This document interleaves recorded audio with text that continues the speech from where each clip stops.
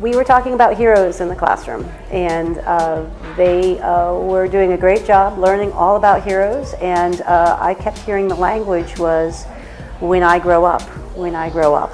And I thought, wow, that's really good, but could we be heroes now? So I brought in some of our local heroes who are out there collecting water filters and doing things right now, and I brought them to the kids to share, and they said, well, that's really good, they are special. And it really upset me as a teacher that they felt that other people could do great things when I knew they're capable of it. So I asked them, well, can you do good things for others? And they didn't think they could. And I know they can, because to a 4-year-old, an 8-year-old is a hero.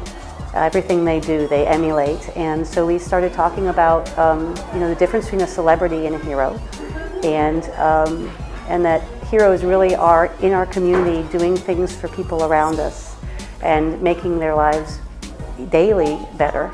And when you start thinking about it that way, we have a lot of heroes in our lives.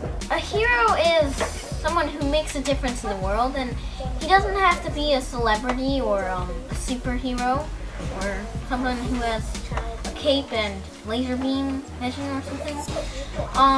All he has to be is make a difference in the world, like Albert Einstein. I like that he stuck up to the Nazis, and he played violin, and he did concerts just to raise money to stop war. And he was a peace lover and extremely smart. Even reading a book makes you a hero to a young child. And if you can write your own book and you have something to share, that's even more important. So I asked the kids, okay, so you're 9 and in your community you have these 4-year-olds. What would you teach them?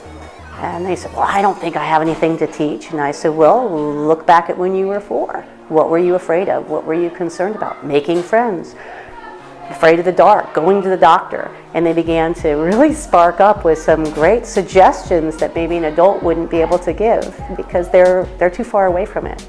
So they really are heroes to these little guys, because they sit and listen and they get their language. It's an amazing experience.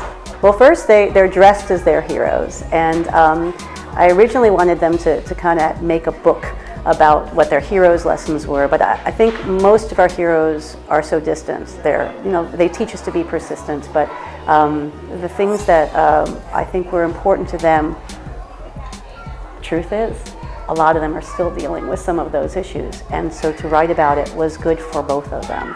These kids are our present and our future, and I think I respect our culture of asking our children to be academically prepared, but I also believe they need to know who they are and what they're about, and grounded in their community. They need to understand their responsibility.